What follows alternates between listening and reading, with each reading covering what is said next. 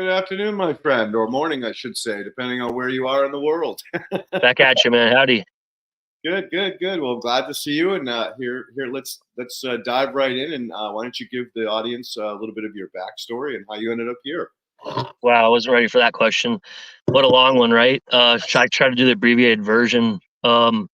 Started growing in like '94, on and off. You know how it was back in the day.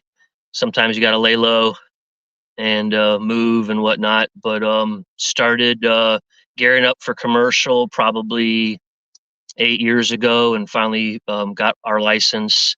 Um, Crap, man, it's been a minute now. I want to say it's been 4 years, no, 6 years. But then we had the license for a long time, and then it takes so much longer than to get the facility qualified and inspected and certified. And now we've gotten that, and we opened up a dispensary a couple of years ago now. Nice. And where are you located? New York? Montana. Montana. Oh, that's right. That's right. Yep. How is the market out there? Right now, it's still pretty good. The prices haven't fallen through. We just went rec last year, and so, and they put a moratorium where you couldn't get, you had to have kind of been grandfathered in, and they stopped giving out new licenses. They didn't want, they kind of looked at other states, and when they go rec, then outside interests move in and they push out the locals. And so they made it to where if you didn't already have a license, you couldn't get one for a year or 2 years. And we've reached that, and now they've extended it to till next year, that you can't get a new license. And then they might even extend that. There's still guys that have gotten in, they buy into other licenses and stuff like that, but it's definitely slowed down the flood of out of state interest. That's great. Yeah, look what happened to Oklahoma. They just got Wow. crushed 1 year, one fucking year. Yeah, and then the aftermath is then they shut. It was it like 3,000 something people down last month. Oh, I didn't hear that one.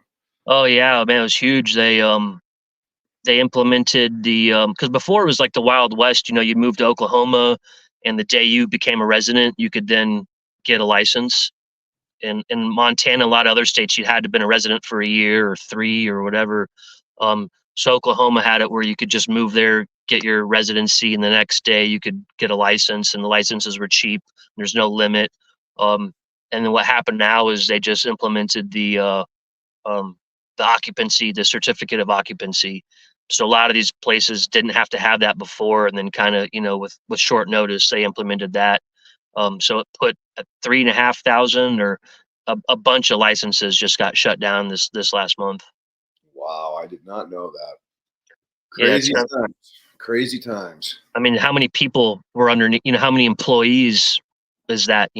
Tens of thousands. Yeah, literally.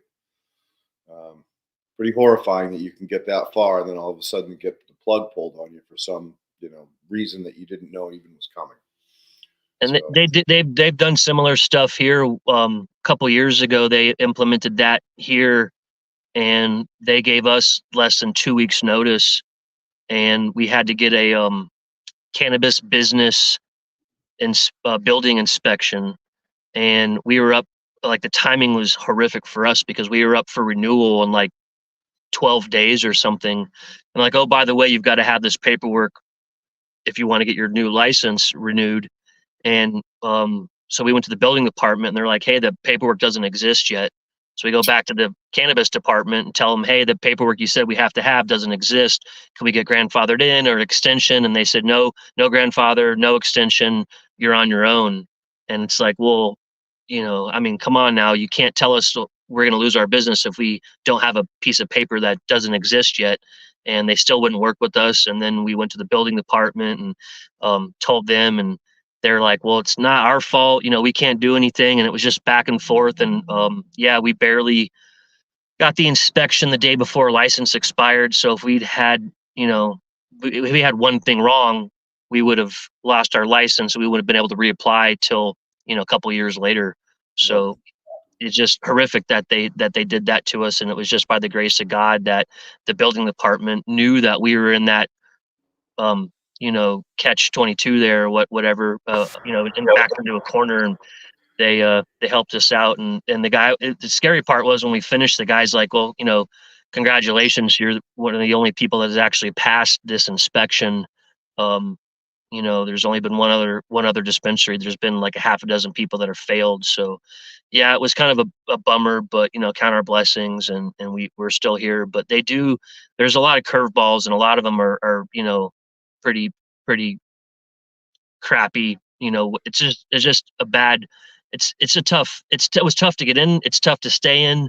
When we got in, they just implemented metric, and they said that you had to get your business license before you could get your cannabis license. So we went to get the business license, and the police wouldn't sign off because they said in order for them to sign off, we had to have our cannabis license first. And so then I'm trying to get two branches of the government to see eye to eye. And, it's just, man, I could go on for a long time. And that's kind of the sad thing is when you get together with other growers, other licensed growers, they all have similar stories about just getting screwed by the man, and it's tough, I guess the last gripe I would have is when we got started, you had to have 10 or 12 patients in order to qualify to get a license. And you can't start growing until you've qualified. And do you know how hard it is to find somebody who's going to sign up as your patient when you don't have any medicine to give them, and it's going to take you 9 months or a year to pop seeds, to pheno hunt, to clone, to bloom, to go to testing, drying, curing, all that.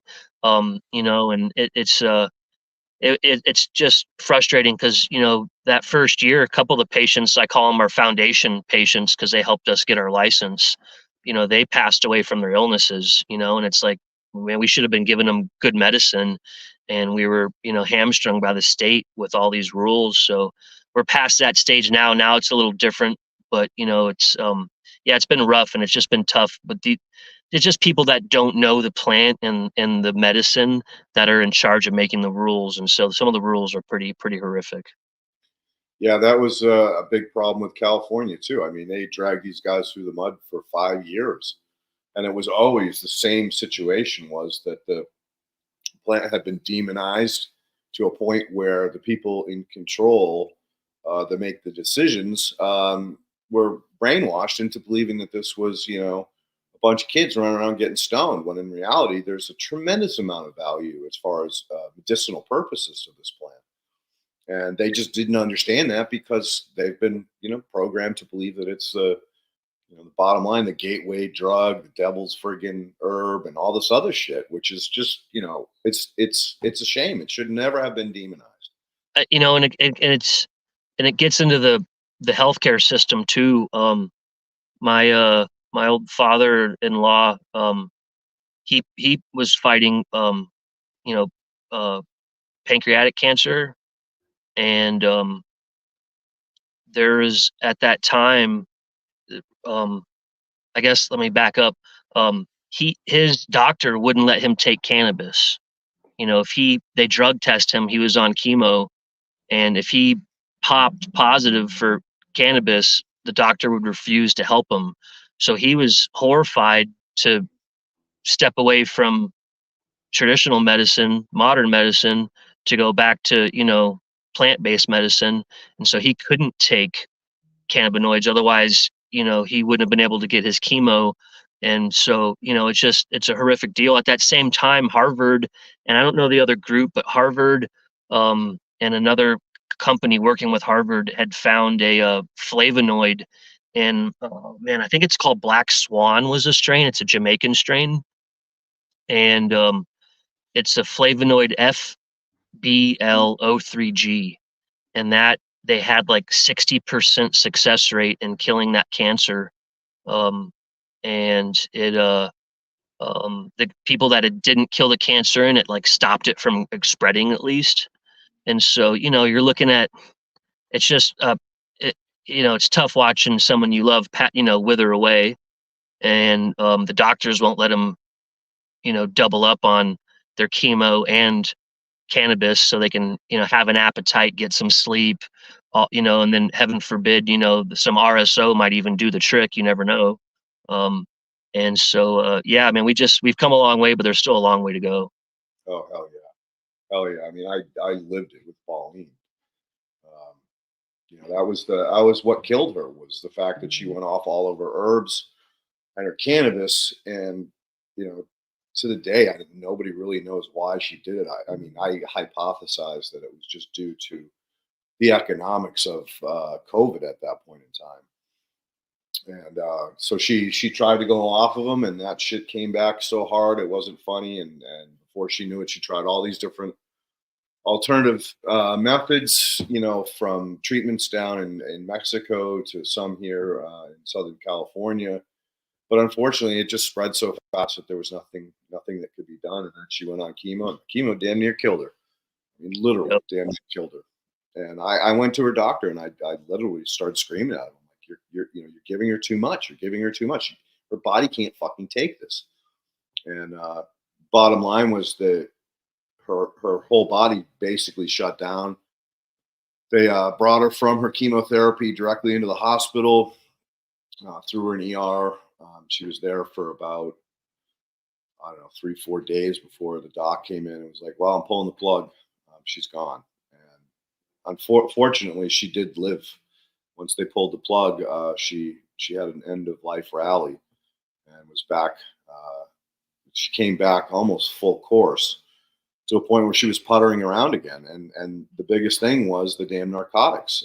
They were giving her oxy, and I told the doctor, I said, the oxy is creating these fucking roller coasters, up, down, up, down, up, down. I need something to level her, to give her the pain medicine that she needs, but not these crashes, these super highs where she can't even fucking talk. And then the next thing you know, she's screaming in fucking agony. And, again, I very, very much dislike the entire medical system. And it wasn't much longer after that I realized that the doctors actually get 50% of the cost of chemo right in their pockets for using this chemo. And we know chemo doesn't really work. And we've been using that for 50 years, but they make so much damn money off of it that cancer is just, fuck cancer. I'm sorry, fuck cancer, and fuck And these it, and doctors. it's pretty interesting. Like I said, how they're not going to let you take the plant medicine. Like, is cannabis really going to mess up chemo doing its job? It's going to help. It's not going to make it worse. But that's just cutting into their dollar.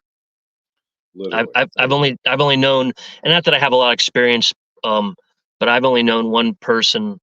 I was like kind of adopted by a Hawaiian family when I lived over there in Oahu, and there was a family that I lived, and they had a little tiny bedroom they let me stay in for like a year, and the mom had chemo, or cancer. She was doing chemo, and her doctor would let her take cannabis on double up the chemo and the cannabis. And so it didn't. She still passed away from the cancer, but like we could take her out to go get a steak, and she could never have the appetite to eat and keep the food down. And then, the doctor was like, yeah, if you need to smoke to where you can eat food and hold it down and digest it, then do it. So, we would go get a prime rib or whatever, that she wanted for her last meal, kind of a thing, and she had more than a last supper, but there was just a lot of meals there where the only reason why she could eat was because she could smoke, and she wasn't a big smoker. um but maybe like once a week she would be like, hey, I'm starving but I can't eat, and let's smoke a little and go get some food, and it was nice to at least see that. So I wish more doctors would have that, that compassion. yeah, and that's the word, compassion. That's, and again, they've been programmed too to demonize this. So it's like they say, don't hate the player, hate the game.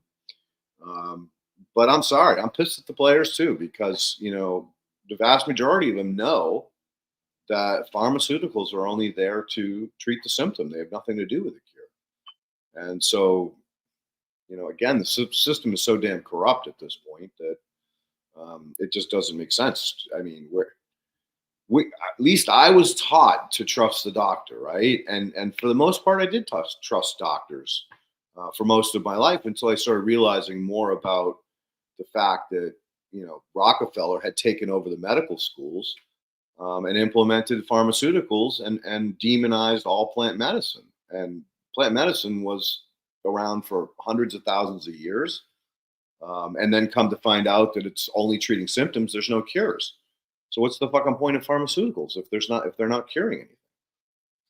So yeah, I hear you, and I know, like, Pauline couldn't smoke cannabis. It fucked her head up too much, but she could definitely tolerate caplets. We had extracts made for her, and she would take the caplet suppositorily, and it didn't get into her brain. So it worked. It functioned. She functioned, and yeah, it was the only way that she could eat. As a matter of fact, after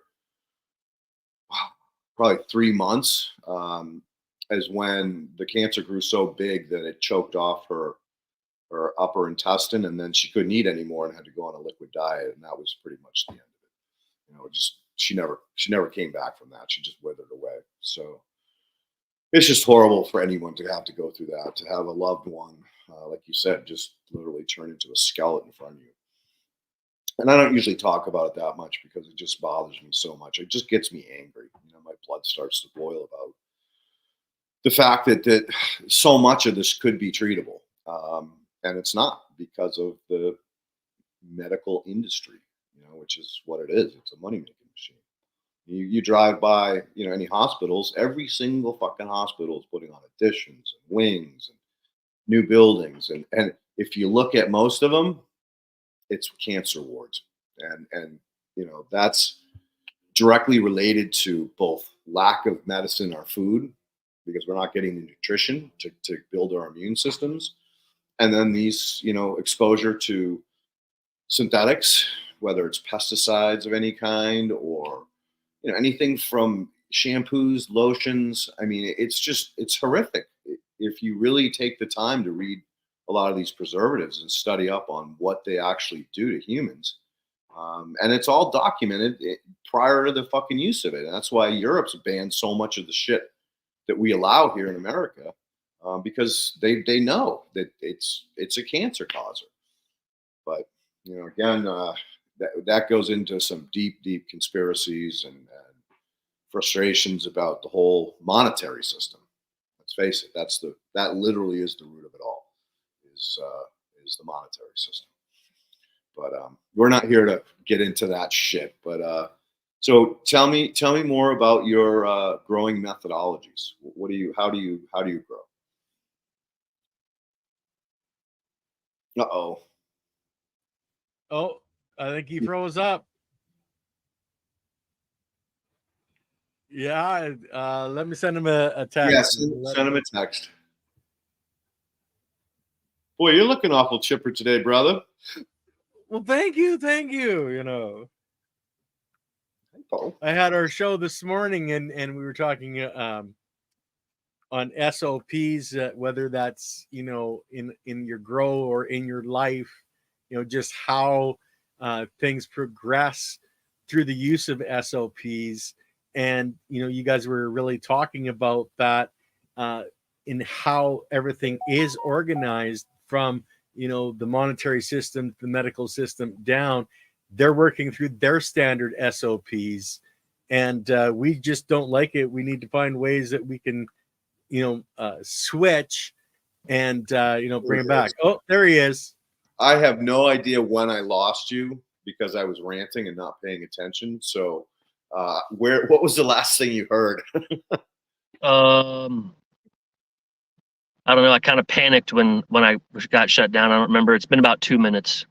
Okay. All right. So if that happens again, just leave and come right back. Okay. All right. We've run into this before. For some reason, this platform locks people up, and then you just exit, come right back, and you'll be fine. All right. So anyway, I think the last thing, not to rewind what we already talked about or that last couple of minutes, I was just ranting about my frustration with the medical industry as a whole. And then I just said, hey, let's shift gears because, we can go on and on about that forever and yeah, just get angry and frustrated. So how do you grow? What is your methodology? Man, I've done nearly everything for, It's been about 30 years. But we just started doing that horizontal system thanks to you, man. Yeah, my pleasure. How are you liking it? I love it, man. I can't, I guess I'd say that I've always tried to grow organically. I've probably done 2 or 3 salt grows in the last 30 years. It's been almost all organic. And it's just trying to kind of experiment, with the salt stuff. I was a little worried there for a minute when everyone was starting to get all these crazy microbial testing, that we might end up going down that road with, from what I understand, a lot of those places you can't really pass testing if you've got soil in the room. And so that hasn't happened. And I did soil for a while in the commercial, and then we went to cocoa. Um, then we went to cocoa cubes. The cocoa, we would do like an amended cocoa. And that first test that I sent you guys, that's what that was. I did a SAP analysis with New Age a year and a half ago, and that was an amended cocoa. And then I would also liquid feed some organic nutrients. And then it was just too much labor in amending all that cocoa and bringing the pots in and out of the room every 2 months. And mixing and just staying up on all that stuff. And the cultivation's in the middle of nowhere, so it's hard to get labor out there. So then I went to the cubes. The problem with the cubes is you can't really amend the cubes, and it cut down. It used to take me like 3 weeks to transplant everything, and when I went to the cubes, it took me like 3 days to transplant everything. But still, and then that was great for a run or two. And then what I realized is when I had the amended cocoa, the plants were healthier than in just cocoa with liquid organic nutrients.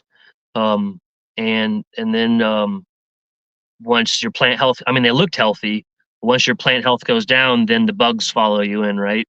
Um, so then I went back to amended cocoa, and then I was just like looking at the horizon. We have 2 rooms in our facility, and I was only running 1 room. It was all I could do to run 1 room by myself, pretty much.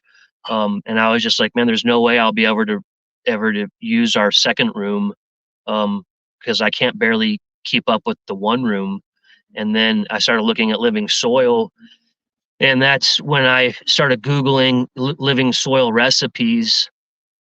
And I'm just like, man, this is BS. Like, no one's got any sand, silt, or clay in their living soil recipe, and everyone's bragging about they've got the best living soil, but none of them have soil. And I was like, what the hell, And then I think I was commenting on a FCP podcast and something asking about the recipes, and someone's like, oh, you got to watch Leighton's horizontal system. They're mixing soil in the driveway. And I remember watching you do an episode. I don't know if you were in it, but I remember the FCP guy was doing is mixing a lot organics alive in his driveway. And they're like, no, it's a different one, it's a horizontal system. I'm like, oh, they're like, just look up the Leighton's video. I'm like, man, Leighton's been on here like 1,000 times. And they told me Google or YouTube search soil horizon system Leighton Morrison. So then I went back and was like, oh, okay. And I found the Shango Shaping Fire. And then you're the one that you did on the FCP on the horizontal system. And then watching that was really funny, because as I was trying to do my own research on living soil, I knew that to have soil, you had to have sand, silt, and clay. And then I'm like, okay, well, let's get a little bit more deep into this. What's sand, silt, and clay, right? And then it gets down to like the particle size. I'm like, well, that's bullshit. Like, I don't care what particle size my clay's at. There's got to be different, clay structures out there. And then I watched your episode, and you griped about the same thing, and I was like, all right, man, this guy's on the same page. Like, this is right up my alley. And so that really, sealed the deal when we had a lot of the same, concerns and gripes about this industry. And and also that, to have a true living soil, and it's not really still yet, as you'll say, a true soil, but it's much closer than the low tension living soils that most people run. And so that's kind of what brought me to the system, man. Cool. Well, I'm glad you found it, because anyone that's done it, or I shouldn't say anyone, a lot of people that have done it have hit me back up to thank me, because it just made watering so much easier. They had way better yields. They didn't have the bug problems, or nor fungal pressures. So it really kind of opened their eyes to the fact that there are better ways to do it. And again, all I did was copy friggin' nature, right? Right. It was common sense, or I was forced to do it because of the jobs that I was working on. Landscape architects inappropriately planting plants on top of each other, and then having only one irrigation zone for two different plants that like totally different soil environments. So that's what drove me to it. And then on top of that, once I entered into the cannabis space, I realized that they were using these soilless mediums, which is what I've nicknamed it. And the original, the OGs, well, they were doing it outdoors. So they were digging a hole and putting in the potting mix, but as soon as that plant got beyond that hole, they were back in soils again. And Right. that's why they were so successful before camp showed up, and they had to put everything indoors and bury containers and get all kinds of crazy. And what they did was they followed their parents' or their grandparents' recipes for the super soils, and then they had all these problems. So it was kind of like, hey, why don't you look at what your grandparents actually was doing? Think about it on a bigger picture. Dude, I got laughed off the stage twice for suggesting this, because people just didn't believe that it would work. And the ones that tried were like, "Holy shit, this is making my life so much easier." So I'm happy to hear that. And again, it's like I'm here to try to help people, avoid making those costly mistakes that most people do when they enter into the space. Is like, cannabis is a weed. It'll do fine by itself. But if you're really trying to push the genetic potential of that plant, then you need all the tools in your toolbox, right? You can't just throw it in the ground and walk away from it. What I've come to realize is, like when I did our first SAP analysis, they have a part of the questionnaire when you send your samples in is, what's your plant health, 1 out of 5, right? And man, my plants were so sick like 3 or 4 weeks before I did the analysis, and I just got them back on track, and they looked amazing. But I'm like, growing, if your plants were super sick 3 weeks ago, that they're still not really healthy yet. They don't just you're not 100. You don't have a super sick plant that looks like it's about to die, and 30 days later it's 100%. The leaves are vibrant, they're praying, nice, great color. But I just, I could tell that they weren't 100%, and I think I put down like a 3 out of 5 because they looked healthy, but I just knew that there's so much more that they could be. And then I got the analysis back, and God, I think my bricks level was like 3.6. And I remember taking, actually, I had the refractometer, um, right? That's the bricks meter. And I had that at the grow, and I took a sample, and I'm like, man, is this thing broken? Because I've had it before where I've had my plants, um, back when I used to grow in more of a amended soil and not cocoa, but it was like more of an amended soil. And then I would water with aquaponics water, wastewater, like once a week. And my bricks level was, in the teens, like upper teens sometimes. And I could be wrong, but I feel like I might have hit the in a 20 or something. But I mean, it was like super high bricks. Um, and there was a guy, Doc Bud. He had a high bricks recipe, and I was going off a lot of that. Um, and then now I'm looking at my plants that looked almost as healthy, and they're saying like 3, and I'm like, man, 3? Like, is this thing and I had to recalibrate it, and it still read 3. And I'm like, God dang, like, okay, I guess. And then the lab came back and they said 3.6, and I was like, wow, my meter's not broken. My plants just, I'm not doing them justice. And so even now my bricks are low with this last sap analysis, but the plants are healthier. And to backtrack for a second, you were talking about a minute ago pests and whatnot. Um, what I noticed is we had, as you know, fungus gnats. I had you send us your special. I call it your voodoo brew. I'm not sure what do you call it? The liquid is harmonized. The solids is rejuvenate. Okay, so it's harmonized, or is that both? Harmonize is basically a super high biologically content humic acid derived from compost. Okay. So that's really what it is. It's just the only problem with Harmonize is you have to use it right away or put it right into a brewer, because otherwise it just goes anaerobic. There's just such a huge biological oxygen demand.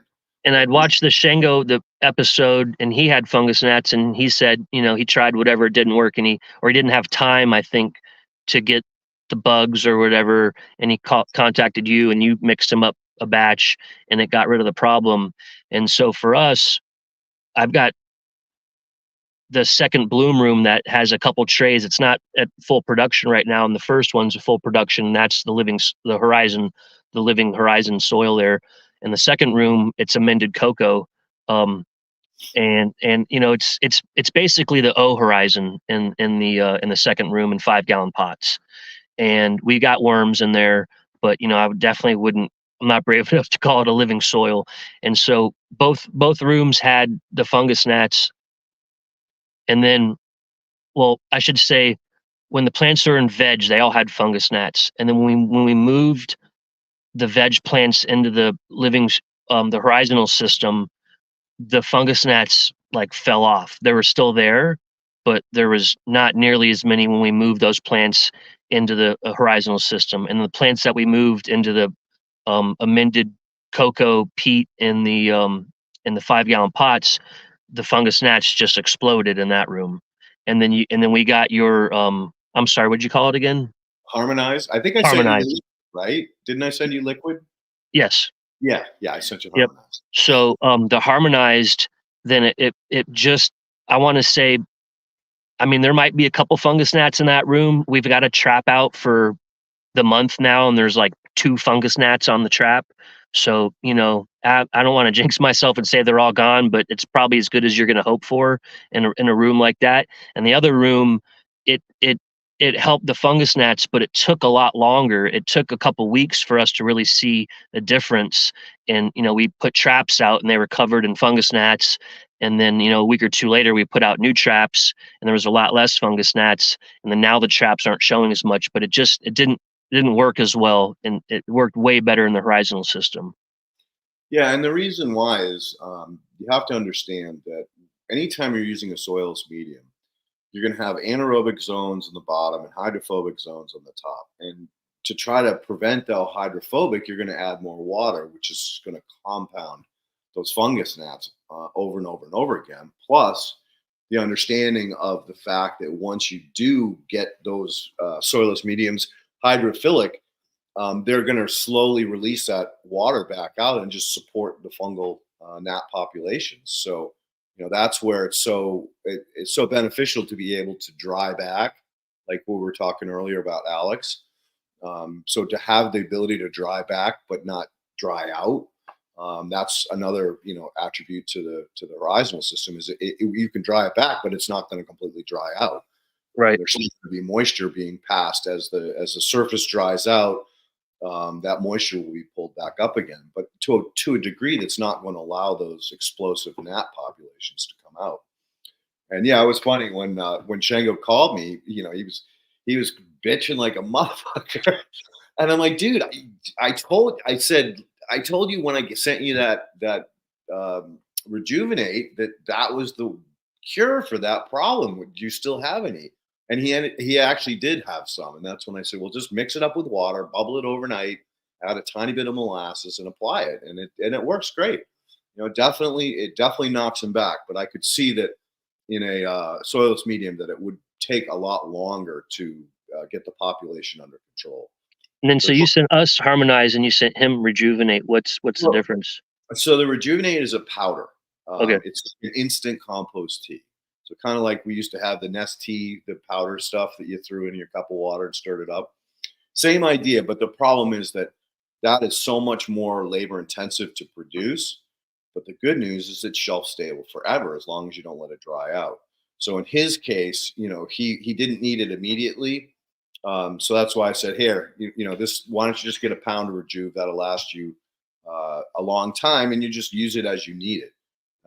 But in your situation, you were so infested that I was like, if you got a brewer and you can handle it, I'll send you the shit, throw it in the brewer, keep it bubbling until you're ready to use it. It's going to be so much stronger than the Rejuvenate. And then what should we do in the long term? Well, you got me, dude. Just ping me if you need it. But once you've got them under control, you don't have to worry about them anymore. Okay. I mean, that is the key to fish brew. Is the key to that whole piece. All right, because you have such an incredible diversity of biology, and not just bacteria. I'm talking bacteria, fungi, protozoa. That you get that nutrient cycling system up and running, nothing's got a chance. Everything will be kept in balance, and that's the beauty of that system. Is that once you get it up and running, unlike if you were in a soilless medium, you're never going to get that sweet spot, because again, you're always going to have parts of that pot that are anaerobic, and that's what's going to provide the bad biology that does not consume these pests. Fungus gnats like it wet, and they like it anaerobic. They do not like aerobic soil. They're just like what are those things called? Not June bugs, Japanese beetles. All right, Japanese beetles are an amazing bug. They will not lay their eggs in a really healthy biological system because they know those eggs are food for the biology. So typically, you'll see a ton of them on golf courses. And the byproduct of those Japanese beetle is what's called grubs. And grubs destroy the roots, destroy all the roots in the root zone below the grass plant, and causes the grass plant to die back. So they have to use more and more pesticides because they're not a biological system. And that's why Keith, as he's moved into the golf course industry, is hitting home runs left and right, because when they apply this product, they're building up that biology very, very quickly, and they're not getting the Japanese beetles laying their eggs that are the larvae that are actually consuming, or their larval phase of consuming the grass roots. So again, these kinds of tricks are, very powerful. And I was going to ask you, when you started talking about, bricks and using aquaponic water, do you still have access to that aquaponic water? So that was I was raising trout at the time. I had some rainbows and brown trout. And Okay. I had a few 100 gallons of trout going, and so that was more biologically active, and I just started in this last month. I just started with some koi fish. Okay. And so I it's not at the point where I'm gonna really call it aquaponic water yet. There's just there's not a lot there's not a lot of activity in there. There's still like little fry almost. Okay. So I'm working on it. But another couple months I should have something that then I would be calling. To me it's like the fish aren't producing enough waste in biology to really say that it's aquaponics. I mean, I know it is because I'm watering with their wastewater, but the trout was like the water needed to be cleaned. It's like when I do my water changes now, the water still looks clean, and so it doesn't have the effect. And man, I've used damn near every nutrient brand that's ever been made. I mean, there's not many brands that you could name that I haven't tried. And I don't think anything's ever worked as good as bitch and aquaponic water. I mean, you can go in later that day or the next day, and just the plants are just vibrating. It's just amazing. So I'm really excited to get back to that. Yeah, well, in the meantime, you got fishbrew.com. You can hit them up. They've got a number of different products, everything from Bold Flow, which is unscreened. It's got a tremendous amount of organic matter in it, so food for the biology that's living in it, down to the Rise and Thrive, which you can actually use in a aquaponics system. It won't.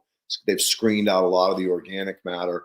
And then another one that I've been using lately, which I really love, is the Trifecta.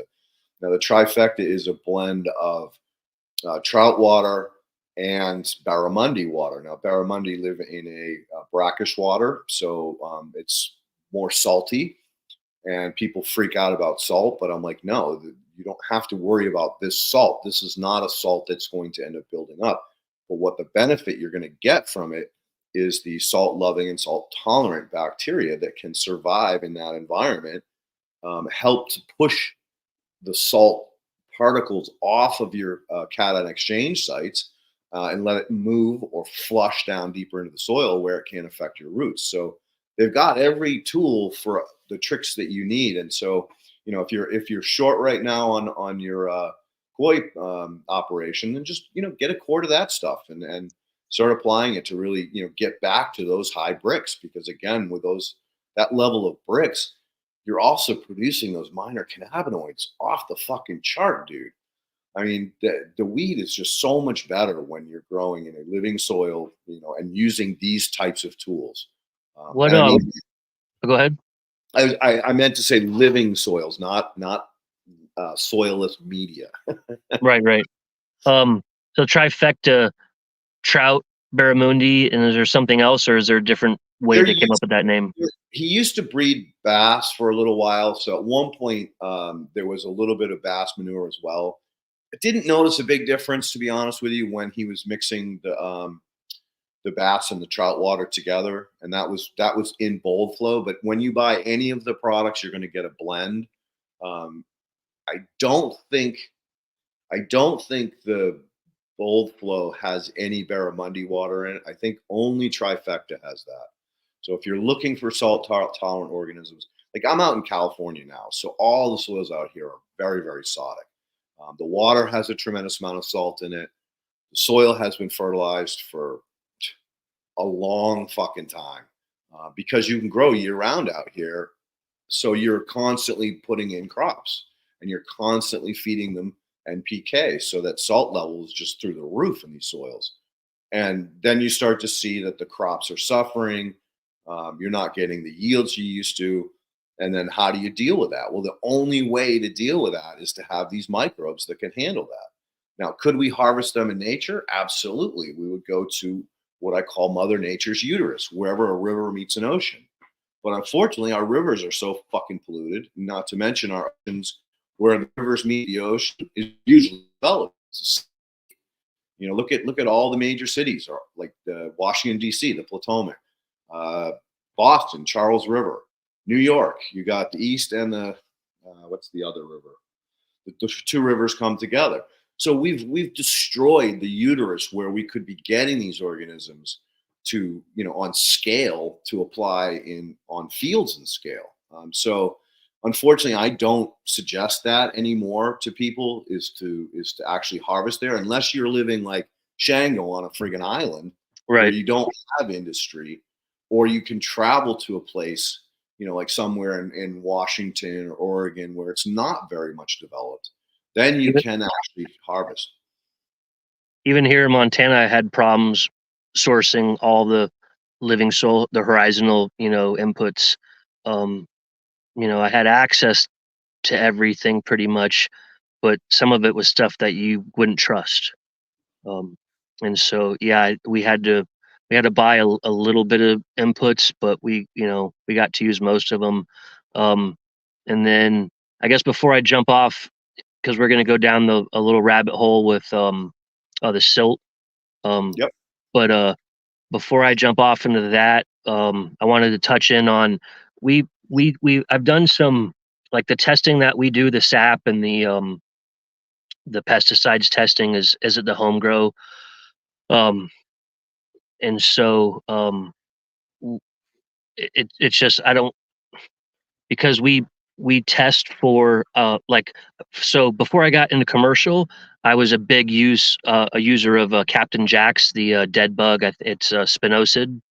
Um, some people say spinosad. Um, and so that was always great when I get thrips. It was like the magic bullet for thrips. And then when I got in the commercial game, they put that on the list. It's not a banned pesticide, but it's what they test for, and you're only allowed to have 2 parts per million of it. And so I did some testing at my home grow, because once they put it on the list, I'm like, man, I don't want this in the facility at all. If it's going to fail me for testing, I don't. It's not going to be around any of the commercial medicine. So I did it in the home grow, and I did it at week 3 in flower, and then I took it to the lab, and I failed at 0.33 parts per million. And so, heck, I was online this week, and I had to reply to like 4 or 5 different threads of people in the last year. Oh, I use spinosad. You can use it all the way through flower, and it's like, like, please don't do that. And I know it's organic and it's a bacteria, and it's kind of a weird topic because there's no data on people really getting sick from smoking it. And there's no data on, the like a real true like research on what the body can take as a threshold. I think they just arbitrarily came up with this number, 2 parts per million. Um, I haven't really heard. I've heard some people say online that it's if you smoke it, it's a neurotoxin. But then I've also read that it's a neurotoxin to the bugs, and maybe they're just misconstruing that. But yeah, that was just something that I wanted to bring up. While I have a minute on the air, is just for the listeners out there, like, don't spray the spinosad in flower, and probably shouldn't even do it in late veg. And right now I got another test going on some plants that I've sprayed in early veg. And then, in the next month or so, I'll get that to the lab, and then I'll know, at what point is our cutoff when we would use it. I'm hoping that we could at least use it for dipping clones. But yeah, I would either use a neem, or in my home grow, and the spinosad or spinosad, or however you want to say it. I think it's technically spinosad, but yeah, I'd like to bring it back to cultivation, but until we know what's safe and what's not safe, it's just tread lightly with that stuff. So let's clear up a couple things. When they do biological testing, they're testing the flower, and they're looking for high levels of bacteria, right? So as long as you're not spraying like a compost extract, or like any kind of these biological pesticides in flower, you're gonna pass. You're not gonna have a problem. It's only when you apply that, um, you know, in flower or late in flower, that you're going to get that kind of buildup that creates a problem. Now, anytime you smoke anything, you're going to get some bacteria. And you're also going to get some RNA and DNA, because that's just floating around everywhere. As a matter of fact, just you breathing and you touching things, you're putting biology on the flower. Right. So is it going to be a neurotoxin? No, it's not going to hurt the human body. A bacteria cannot hurt. Well, if it's a disease causing bacteria or an anaerobe, yes, it could cause problems. You want to smoke mold? Fuck no, right? That's a big no. That's really going to hurt you. But individual bacterium, could they affect the human body when you've smoked it? Well, basically, when you touch it off with fire, you're blowing the thing up. You're disintegrating it. So it's not like that organism is going to get into your lungs, right? So what is the real issue? I don't see one. And I think that, the biological testing, again, if they tested anything that we eat, like they do cannabis, Right. all food would be banned. Yep. We couldn't eat a fucking thing. So what does that fucking tell you, right? You think tobacco, if tobacco had to go through the same testing that cannabis did, it would pass?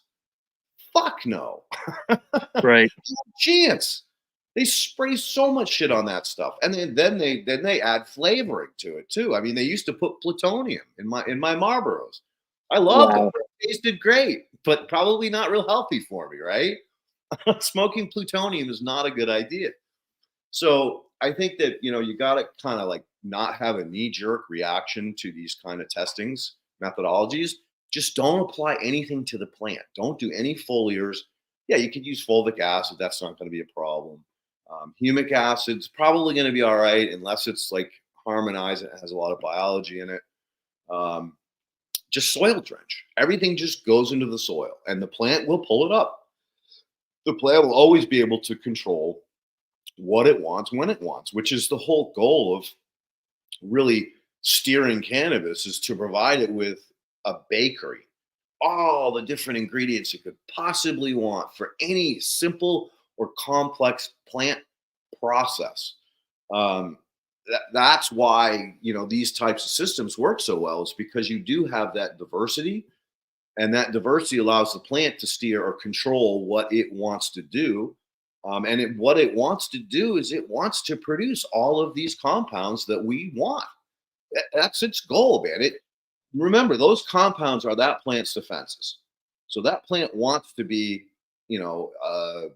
Arnold Schwarzenegger, strong, super guy, take on anything, nobody can stop him. And so bottom line is, if you give it the potential to do what it wants to do the most, which is to create the strongest, best smelling plant that it possibly could be, to prevent any kind of pest pressure. Look, they're always going to have pests. It's just a matter of not letting those pests get out of control. And once they get out of control, then the plant's done. It's doomed. So I would really encourage you to get those bricks up. Go ahead and get some bowl flow or something. Apply it on the unless you have more harmonized. If you have more harmonized, use that. Well, we're out of that. That trifecta sounds interesting, but if you recommend bold flow more, what you're the man. The bold flow is the foundation of my work. Okay. That's where all the magic started. Was these really super heavy organic matter solutions, and the reason I like it is because that organic matter is food for the bacteria or the biology. So it's like you're giving it. I call it landing these organisms in a condominium. You're giving them food, water, and cover, everything that they need to survive. Like if you landed, 3 Chinese or 10 Chinese soldiers in the middle of America with no fucking resources, how well are they going to do? Right? Not very well. But if you landed 10, well-trained, with all of the things that they could possibly need, they're going to cause some serious shit. So again, if you're looking at it from a biological standpoint, you want to give them everything that they need to support themselves until they can colonize. And this goes back to why I hate bugs in a jug, because bugs in a jug are grown in vitro. They're grown in a lab, perfect temperature, perfect pH, perfect food sources, no competition, anything that they need to explode. But as soon as you take those bugs out of that environment and you throw them into the real world, forget it. They're only going to last a few days, maybe a few months if you're really lucky, before they're going to be consumed, because they don't have all of the resources that they did when they were growing up. So again, I think that in your position, until you get that koi tank up and running, and let's talk about that koi tank too for a minute, because I tell every grower that I work with or consult with in any way, shape, or form, why don't you have a fish tank? Why don't you have a 50-gallon fish tank? Because there you go. That's everything that you need. All you have to do is feed those fish and siphon that gravel once a week. Apply that to your friggin' plants, and you're just constantly upping the inoculant. And if people say, "Oh, you can overdo it," not with biology. You can't fucking overdo it, because the biology keeps itself in balance, right? So, how big is the tank that you have for your koi now? It's 55-gallon drum. Beautiful. Do you have gravel on the bottom? We have a substrate. It's pumice on the bottom. Perfect. Any kind of substrate like that is ideal, because that gives the bacteria something to grow on. Now, And then how do you clean that gravel? it hasn't, we haven't cleaned it yet. It hasn't really gotten to that point. The tank is just so clean. There's just not the fish load in there is just so low for the gallons of water. And so what I was going to say is, going off your principle that you, I don't know, maybe a year ago, you told me, I talked about putting out some, I was asking you about, compost tea for an alfalfa field. Mm-hmm. And you were saying, whatever you do, don't use, don't build this awesome tea and then ruin it by putting it through, an impeller pump. Yep. And so, um, that was like, what do you mean? Like, what are you talking about? Like, I had no idea what you were speaking a whole nother like language. I didn't even, I was like, what kind of pump am I supposed to use? And you're like, a diaphragm pump. And I'm like, I don't think I have a diet. And I didn't even know what that was. And then I had to go down that whole rabbit hole of, man, do I really want an expensive pump? And I just got this other pump. And then I realized that diaphragm pumps are basically the same price as a normal pump. It's just a different pump. And as you enlighten me that it's much easier on the biology, and it doesn't, as your pump is spitting out the water, it's compressing and whipping that biology to death. And the diaphragm pump is a lot more gentle on that. So then in the koi pond, or the koi tank, I'm looking at building the filtration system, and I'm like, man, Leighton was saying don't use a impeller pump, and I'd hate to buy one of these pumps for this tank that uses an impeller, because I know he's going to tell me I'm an idiot for buying the wrong pump for this koi tank. So I got it's like an air filter where it uses an aerator, and that lifts the water up through the bio balls and the sponge. And so that tank has no, there's no more pumps in the facility that have an impeller. And so it's either an air pump or a diaphragm pump. So that's called an airlift. Airlift. Yep. Yeah, using the air to pull the water up to run it through your filtration system. Fantastic. Great way to deal with that situation. And the other thing is that when you want to clean the gravel, which you should do every time you do the sponge, you should do the gravel. Okay. All you got to do is siphon, dude. They make these sticks that you just stick down in there, and just kind of move it around, pull up all the organic matter so it doesn't go anaerobic. And if you do that, you're going to have a gold mine, my friend. Cool. Absolute gold mine. And don't hesitate to increase the biomass a little bit. Like, the koi take a while to grow, but once you start getting them big enough, you can take a decent sized one, bring it back to the pet store, and trade it for a whole bunch of little ones. Right. Because they get more money. The bigger they are, the more money they get. So and I've talked to them. They don't get koi back until the fall. And so, but what my plan is I might do that next year, but my plan is I've got a 55-gallon drum now, and then I got 5 koi in there. And then once they start getting too big for that, I'll take 2 or 3 out and then build another 55-gallon drum. And I'll probably end up running 2 or 3 55-gallon drums. And then once the fish get big enough for that, then I'll start trading them for, the smaller fish to keep them, where they're right size for that tank. Yep. And another thing you can do is get goldfish. Right. Goldfish will be fine in that situation. Now, I would warn you that you do need to be careful and keep track of how many fish you have, because if one dies, it goes to the bottom. He's going to cause an anaerobic product. Right.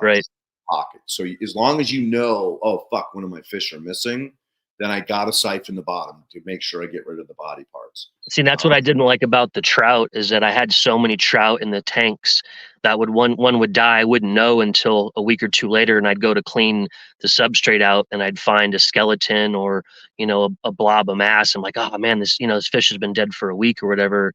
And like you're saying, it's not doing the system any help at that time. No, and I can tell you this: when you see that the water has a yellowish tint to it, that's basically fulvic acid. Right? Okay. That's when those fish they're swimming up, they're looking at you, they crash the feed, super excited, super happy. That's when you got the perfect water quality. So if it's a little tribid, they're not going to be crashing the feet as much. They're going to be a little bit more low-key. But when you get that perfect yellowish tint to the water, you know you've hit it. Now you know you have no anaerobic pockets. You don't have a bunch of organic matter built up on the bottom, and you're properly filtering based on the biomass that you have. Like another thing that I've told people, like, hey, if you get into a situation where you have excess biomass, just add it further filtration. So just get a couple more of those airlifts and a couple more of those sponges, just to help, to keep that turbidity down low. And what I had actually done on my system was build what's called a rotary. What the fuck is that? Damn, can't think of it. It's a specific type of filter that pulls out the solids, and the way it does it is because you siphon the water out of the bottom of the tank. Now, this gets a little technical. You have to siphon from the center. The tank has to be perfectly flat. People like to put cones on them. Don't. You need a perfectly flat surface, and you put a center drain in it. And if you see a whirlpool, you fucked up. The drain isn't big enough. If the drain is the right size, it will naturally pull any organic matter down, and then basically it goes out of the bottom, and then it comes up and it drops into the center of the rotary filter. Fuck is that called? Centrifuge? No, it's not. There's no moving parts in it. So basically the water comes up, drops into the center, and there's a cylinder around it. So the water comes into that cylinder. That cylinder goes down about 2 or 3 feet into the tank. And then the water comes back up, and then you put what's called bird netting that you use in orchards, just something for the algae to grow on. Okay. And then you throw your pump on top of that netting, and then you pump the water from that netting into your biofilter if you have one, or back into your aquatic system if you don't. And the reason you do that is because as the water comes out of the bottom and drops into that tube, all the inertia is going straight down. So all your solids are falling out of suspension before that water comes back up and gets pulled out of the top. It's the ideal way to filter solids out of the system. Now, in a 55-gallon drum, would that make sense to build? Well, I don't know. It would be a great way to clean the bottom. But again, you have a 55-gallon drum, so it's not a flat bottom, right? There's all those grooves in it. So I would say you're better off siphoning in that situation. But if you got like a kiddie pool or something like that you wanted to do, or one of these plastic tanks that people use for all kinds of different things, more often than not, they have a perfectly flat bottom. I can't believe I can't think of the name of that filter. Whatever. Yeah, but old age. Send us some filter. What is it? It's a settling filter. Yeah, it's a settling filter. But yeah, there was a tip. There was a name that if you had the name, you could search it and find it. How to build it, because you can build it yourself. You don't need. Yeah, I know. I've built a couple of them myself, and I'm drawing a blank. I'm sure as soon as this is over, you guys will remember, and we'll just throw it in the comments afterwards, right? There you go. There you go. All right, so we got through the fish filter. We got through, gearing you up for the next level. And then you wanted to talk about, we talked about silt. The biology, and you want to talk about silt. Okay. So that was, I was getting scared watching the Shengo episode, because he's like, where am I going to get silt at? And, he was trying to find the right bend in whatever river to get the silt at. And then he had to do the math, which, oh man, I was getting scared. I was all on board until we started talking about mathematics. I was like, oh man, you got my kryptonite, it's my weak spot. And so fortunately, the neighbor had a irrigation ditch, and it comes off of a creek, and it makes a damn near a 90-degree turn off of the creek. And so it just piles up with silt, and I've helped dig that out a few times over the years, because it ends up blocking their irrigation. And so I'm like, oh man, it took me, a couple weeks, and I was like, wait a minute, I know the perfect place to get silt, because I used to throw it away. And then And then not only that, but above upstream from there is just like the wilderness. There's no houses, there's no nothing. It's just the mountain. And so, there's no contamination back there. And so, sand, we had to buy sand because the only sand that I had access to was contaminated. So we bought sand. But yeah, that's the photo right there. And so that shows you. And there's another photo which will show you kind of better of the angle that it takes. But yeah, so I got there and knee deep, and there you go. So that kind of shows you it's about a 90-degree turn off of where that dam is. And so that's all silt. And then yeah, I did the jar test so I could figure out how to do the math on what percentage. And there's a jar test. Yeah, that's gorgeous. And then so that ended up, I mean, I don't call it 100% silt, but I'm pretty brave enough to call it 99.9% silt right there. I remember sending that to you, and you were saying, "Oh, you gotta wait, and it'll settle." I'm like, "Man, it's been a couple hours, and you're supposed to wait, however many minutes." And then I waited, 4 or 5 days later, and there's another picture of that same jar, and it looks identical. The water in the top of the jar has changed colors a little bit because it's settled a little bit. I think that's actually the first picture, but I might be wrong. Yeah, that's definitely the first picture, because right there you can see that you have nano clay particles. Yep, this is 5 days later right there. So yep, the top is more clear. And so yeah, that and then I heard you talking in an episode last week about if you could find any pure silt that you wanted to send it off to Logan. So I don't know if you're going to find any more silt that's pure than that, and if you need me to, I can send some off to Logan if you wanted to do that test. No, that's fine. I mean, that is pure silt. I mean, you don't even have sand on the bottom of it, right? And the 90-degree is ideal for creating a silt trap. And it was ideal because I didn't have to do any math. Right? A lot of guys like Shango, we had to go back and forth, and there was another guy, Tom Landry, we had to go back and forth because he had sand and clay mixed in with the silt. So we had to kind of figure out how to blend it together to get the ratio as close as we possibly can. Right. I mean, I still had to do math, but it was really easy with that silt not having percentages in there. Now, did you have to let the silt dry out? Did we talk about that? Yeah, luckily you warned me, because I probably wouldn't have been that intelligent. But and that there's a picture there of it's on the tarp to dry out, and that was and that took like a week later. It looked almost the same. And so then what I did is I went with a shovel and I chopped little grooves in that to give it more surface area. And then it took about a week after that to dry out. So that took over half a month to dry out to where it was, dusty, and then I could mix it. Because from what you were saying, it will not mix if it's wet. No, you will not get a contiguous or consistent blend, homogenized blend when it's wet. It'll stick to it. Right. And the same is true with clay. I mean, sometimes people will mine clay and it's really rock hard or clumpy, and you got to just break it apart. Or in situations like out here in California, the clay tends to bond to itself. So even though it's totally dry, it's bonded. So what I had to do was put it on a metal grate and then just screen it until it turned into a powder. And then I could easily blend it in with my other ingredients. So and people will find that true if you find a clay vein in nature, like along a creek or an erosion area, that it's going to be stuck together in a form almost like brick, and so that's going to be very difficult to dry out. So again, that just grate it, and as you grate it into smaller particles, then there's much more easy for it to dry out. I'm actually doing a show up.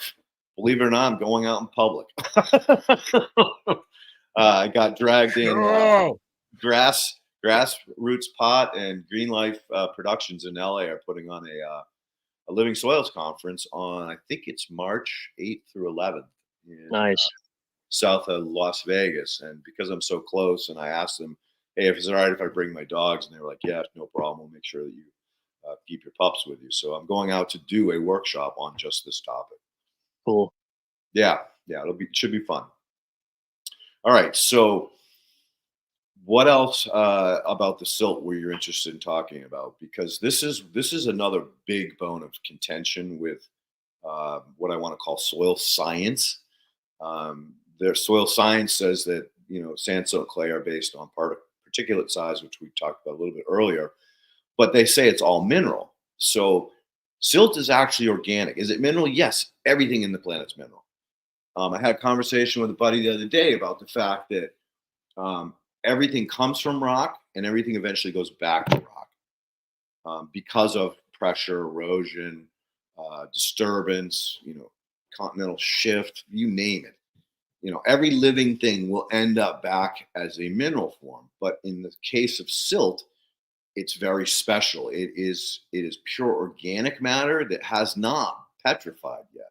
So it has way different properties than clay or sand. Silt actually usually holds a negative charge, where clay has a positive charge around the outside edge of the flying saucer and a negative on the top and bottom of the flying saucer. So that's why clay is so valuable in soil.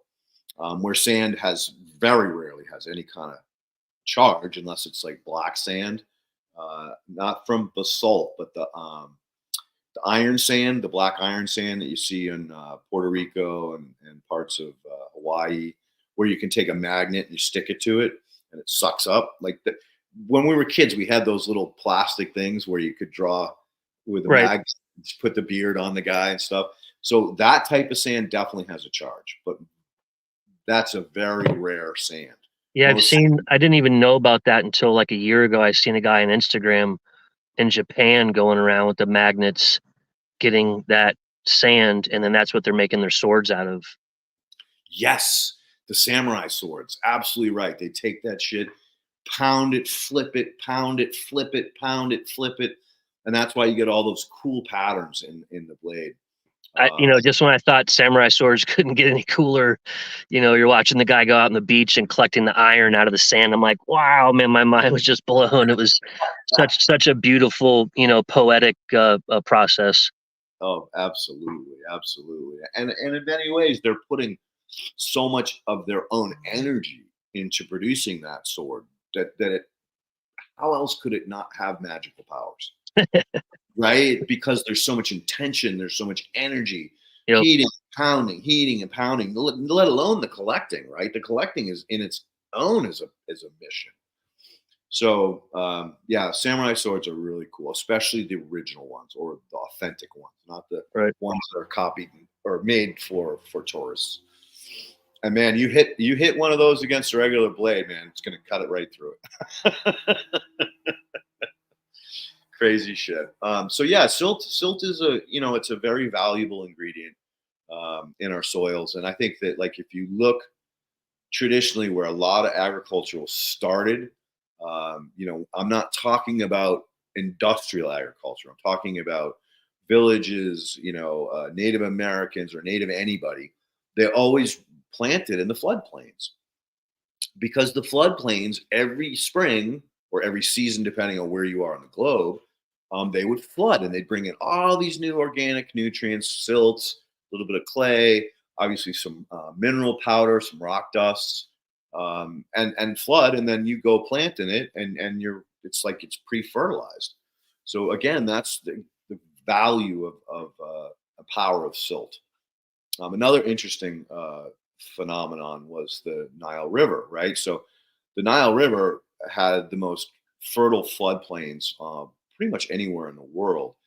And all of a sudden, the Egyptian government or agriculture department noticed that the yields were going down and down and down, and they could not figure out why. And so eventually they sent out scientists to all right, well, what's going on with the soil? And so what they noticed was that there was a shift in the flooding, not that there was less flooding or more flooding. It just wasn't, what was flooding wasn't the same as what it was before. And the reason they found that was they cored down deep and pulled the core samples up, and they could see the difference in color from, way down below to where it was now. It was a different color. It was not as it was lighter. The older stuff was lighter than the new stuff. So the new stuff was darker, the stuff on the surface. And eventually they attributed it to clay. And then there was like, all right, well, where was that clay coming from? And so they chased the Nile back up into further into Africa. And what they realized was that, I forget who it is, whether it was Chad or Somalia, someone had built a new dam on one of the tributaries that flowed into the Nile for obviously for energy generation. And what had happened was they had accidentally cut off the supply of nanoclay. And so what you saw in your jar, that was all suspended nanoclay. And you can actually tell because 5 days later, when it settled out, you got a really clear white line across the top of that jar. Yep. Incredibly fertile stuff. And because it's nano-sized particles, it has a tremendous amount of surface area. Yeah, right there. There's that layer. So you have a very unique source of silt that has that nanoclay with it, right up the street from you or wherever you're collecting that. So I just wanted to highlight the fact that clay in that pulverized state is super valuable and super nutritious for the microbes to consume and release back to the plant. Cool. Yeah, it's makes sense now. I didn't know if that was some kind of organic film, but now that you say nano clay, it's got that same color. It's just nano. Yep, it's just super fine. Yep. Pulverized. And it only happens in nature. It doesn't, I don't think that it would be cost effective for anyone to take clay and try to hammer it into smaller particles. So your benefit, you got lucky, dude, man. The universe shined on you to have that as part of your silt blend. Yeah, it was pretty cool. Anything that gets me out of math, I'm happy with. All right, and lastly, sand. So the primary sands that we find on this planet, there's one called beach sand, which is super white. And I don't know if you noticed in the world headlines, there's a lot of piracy going on with that type of sand. That sand tends to accumulate on one side of the island or one side or part of most islands, and the other side will be more coarse sand. And so tourists want that powdery, fluffy, light stuff. Well, personally, I tell people stay away from that. So a lot of times you might see it called play sand Right. at a yard. And just so you can tell the difference between what I recommend, which is a yellow taupe tan colored coarse sand, which is more like a concrete sand or masonry sand. Those are large and they're also angular, whereas the powdery sand is very flat. It's more like a clay platelet than it is a sand particle. The sand particles, when they touch each other, there's a lot of space around them. One of the things I encourage people to do if they're going to go the horizontal soil system is take 5 minutes and take some of your sand, put it in a bucket of water, or put the sand in the bucket, and then pour water into it, like fill the bucket half full of the sand, then pour gallons of water into it and keep track of how many gallons actually go in there. This is mind blowing because you think that all that sand is going to prevent that water from being able to go into the bucket. It's using up all the space. So pour the water in, and like mark it at 2 gallons or 3 gallons, whatever you want to do, and you'll see that actually you can probably get 2.5 gallons of water into 3 gallons of sand in a bucket, and then take that bucket once you've filled it up till the water is at the surface. I generally say put a handprint on it, pour the water out till only your handprint has water in it. Then take a tarp, put it on a slight pitch, take the bucket, tip it upside down, pull it off, build a sand castle, and watch how long it takes that sand to dry out till it falls apart, till the castle just crumbles and dries back out again. It's amazing how well that sand will hold that moisture in play. And that was one of our week inputs was the only sand that I could access native is downstream from like a toxic mill that's been defunct. So I didn't trust that, so we didn't use that. And then we bought some sand from Home Depot or Lowe's or whatever, but it was real fine. And I know you wanted a more of a bigger grit beach sand, and I couldn't find any of that. And then I went to the I call it the concrete plant here, and they've got all the gravel pit, and all the different size rocks and chips and all that. And I bought some gravel from them, and man, it was beautiful gravel. It's got every color in the rainbow in this gravel. Love it. And then the sand was basically just the small particles of that gravel. And so it's almost more of like a glacial rock dust than that actual sand. And so I was kind of worried for a minute about it not having the silica that we're looking for out of the sand. And then I realized too, like, knowing the rocks and the gravel in just this area, there's a high quartz content in that gravel, so that didn't worry me. And then the trays that we had built this system on, it's why I didn't go with beds. I went with like 20-gallon pots, because the trays weren't designed for that much weight. And so I was worried about, I mean, man, those 20-gallon pots are super heavy. Yeah. And so we used a whole lot of, we used a red pumice lava rock, and then the white pumice, which also is high in silica too. So I'm pretty sure we got enough of that in the system. But that that was the one of the inputs that wasn't quite ideal with, like what you're saying, a big grit yellow beach sand we just couldn't source. So I had to kind of try to do what I could do. Yeah, and again, look, there's no such thing as perfection in nature. Right. So you got to work with what you got, and it sounds like you pivoted, which is the best thing in the world, and started using other inputs as well to ensure that you're going to get that water storage capacity. You're going to get enough sand in there to prevent organic matter from going down into the the fines flowing down into that E horizon. So you're going to be fine. You're not going to have any issues whatsoever. And you're right. And that was the other part that I meant to say, is that sand typically is either hot calcium, so leftover coral that was washed up on the shore. So as it's eroded, it's turned into sand, and that's almost like pure calcium. And then quartz, and quartz is mineral based. It's also got paramagnetic qualities that the calcium based sand will not have. So that's fantastic that you added that in there as well. Yeah, we did add a little bit of that fine sand, but I was just scared to put too much in there. So no, and that's another thing that people should do, is just so that they could see the difference, is put some of that fine sand in the bucket, three gallons full, and then add water and see how much water you can get in. Big fucking difference. Big difference. And that white sand will tend to dry out a little bit quicker than the coarse stuff. So I guess sap analysis time. Yeah. Unfortunately, I could never freaking print out your reports, so I couldn't put them side by side, which is what I like to do. Right. To see how you're moving. And just a prerequisite is to understand that you have leaf tissue tests, which tells you basically what's been there, sap, what's flowing, and then obviously your nutrient of your soil test tells you what's available.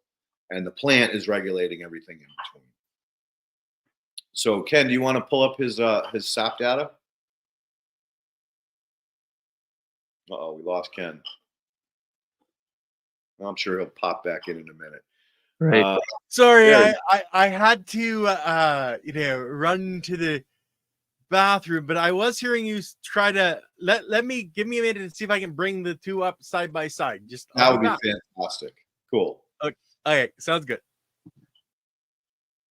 So I know we're low in phosphorus, and I wanted to chat about that. And I was low in phosphorus in the first test, and I could be wrong, but I attributed that to the fungus gnats. And I know that they will lower that, I've read, but is that true or no? Not that I'm aware of. Okay. any type of insect would be able to lower phosphorus. Now, what you have to understand is organic phosphorus is almost impossible to get usable unless you have phosphate solubilizing bacteria. Where do you get phosphate solubilizing bacteria? The only place you can get it is in an aquatic ecosystem. And that's because it's so critical for those fish or those organisms that live in water to be able to get that phosphorus. They have to be able to extract it. And I read somewhere, I think it was because the fungus gnats like strip the roots of the hairs.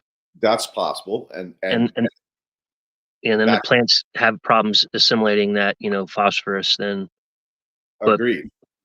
But I'm, that would make sense. Yeah, and so, there's the test there. Both are low bricks. I did have a higher bricks on this last, the newest test. The newest test would be the one on the right hand side of the screen right now. Okay, and so we can see the values because we can read the sugars on the left, and the units just slide right across. So you had a little improvement in sugar, a little improvement in bricks. What's the next one? pH. What does it say? 6.88,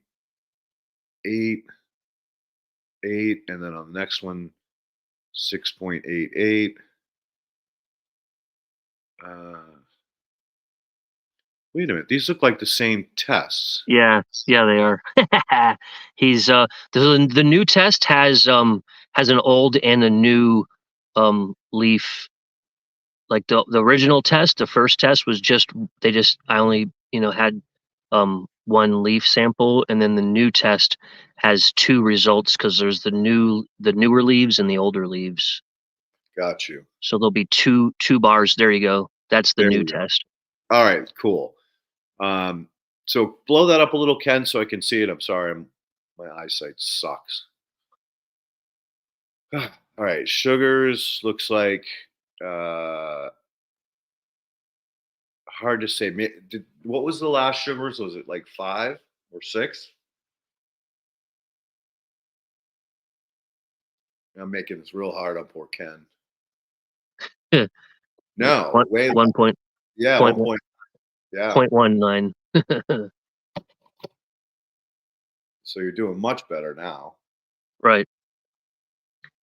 The other thing I want to mention too, I've wanted to bring it up a couple times. Before, when I had switched to the living soil horizontal system, we were scrogging out the plants, and if you weren't careful, we would break the new growth just manipulating the plants. And then once you had sent us the harmonize, yep. Within a week, I had a scrog again, and the plants, it was night and day in the cell strength on those plants.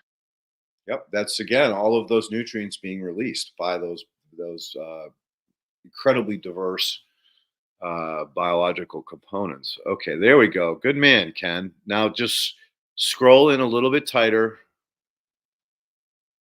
so we can actually see. On which one? The left hand one? On both. On both? And then so just reduce it. Yeah, there you go. And then slide over. Perfect. And then blow up the other one next to it. Just all we really need to see is the numbers, not the bar graphs. Okay. All right, there we go. So yeah, you're doing your pH looks almost identical, which is great. You're holding it right in range. You've had increase in basically all of your numbers, which is fantastic. So the pH was the same in both, basically 6.88. Yep, which is perfect. Okay. EC was you were way high in your EC before. Now you're back into what I would consider a more realistic range. EC is a unit of measurement for electrical conductivity. When you get into a very high biological system, that conductivity goes down because you don't have as much salts. You have more what we call cytoplasm, which is what's inside the cells. All right, chlorides. Let me see here. You were the results were 749. The result was up 12.6, 1260. That's not the end of the world. Sulfur, 344. Now you're down at 281. That's good. Phosphorus, 155. Now you're really nice in range. Calcium, that's a big one. 728. Nice. You're up in the 800s. Sweet. Potassium, 4,500. You're right around the same, which is fine because you really want more calcium than potassium anyway.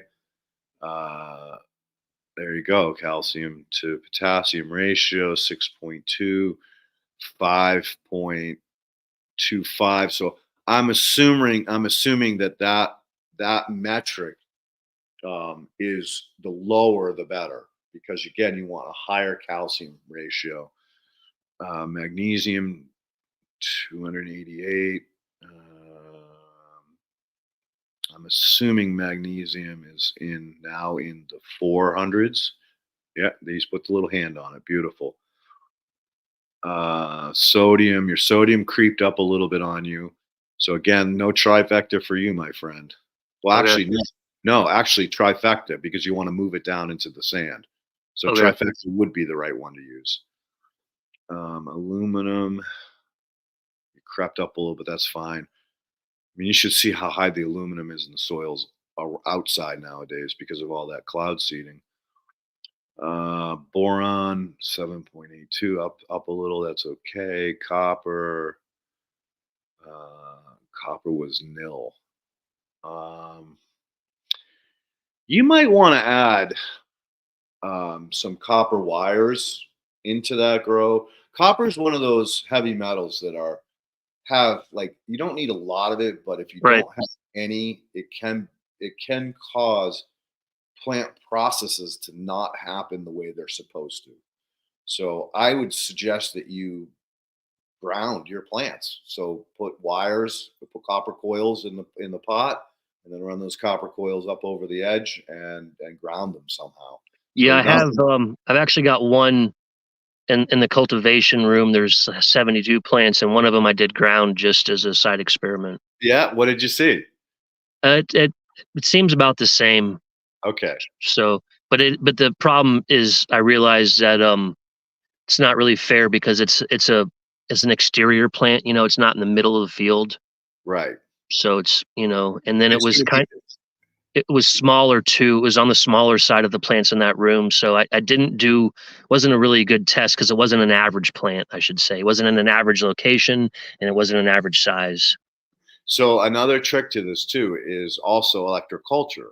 So take a wooden stick, wrap the wire around it, then put that in the pot, wrap the copper around the pot, and then make sure you get to ground. And so if you're in concrete, that's impossible. So you almost have to go like outside the building, pound a ground rod into the soil, and then wrap that copper wire. What I did was I took an electrical a male plug, and I broke off the positive prongs, and I just plugged it in just to the ground in the wall. Great idea, dude. Great idea. That'll do the same thing, because all electrical systems are required by law to have a grounding rod outside. So that'll work fantastic. All right, moly is a big one. I would suggest you get some molybdenum. That's another one that is so critical for specific plant processes. And if you don't have it, it really fucking holds back on the growth. And I went down this rabbit hole on the first test.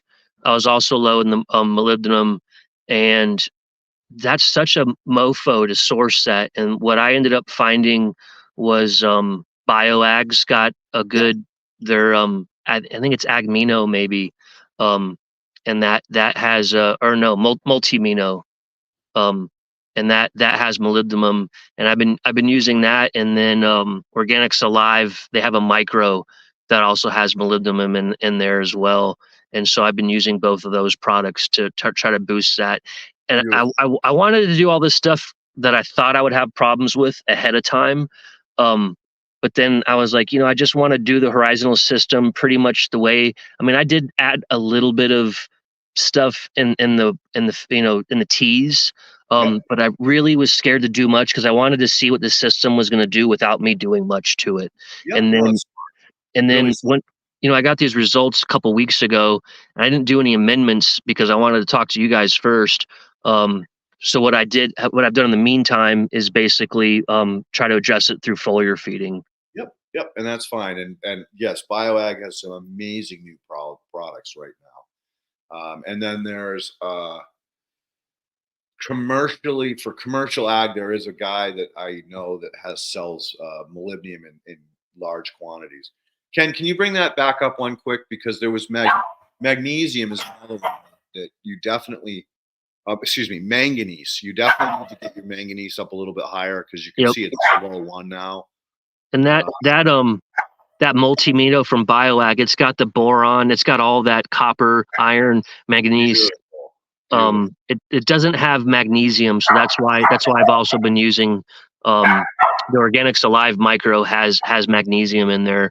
And then I did feed the feeding right after the sap analysis. I fed with some of that gypsum, that's got CalMag and sulfur in there, and then I was scared to do a whole lot of feeding, and I did add bat guano tea, and some of the Organics Alive has their flour. It's like a 0-10-2 NPK, and so I hit it with that, but mostly foliar feeding because I was scared to do too much to the soil without talking to you first. Yeah. No, you did absolutely everything perfect. And then there was one other one, Ken, if I'm sorry to make you pull that back up again. Silica. Look at your silicas going up. That's fantastic. Yep. So now this is the sap. Have you ever done the soil with saturated paste test? No, I know that the New Age said that they offer a what did she call it? It's not a soil test, but it's like a slurry test, maybe, or no?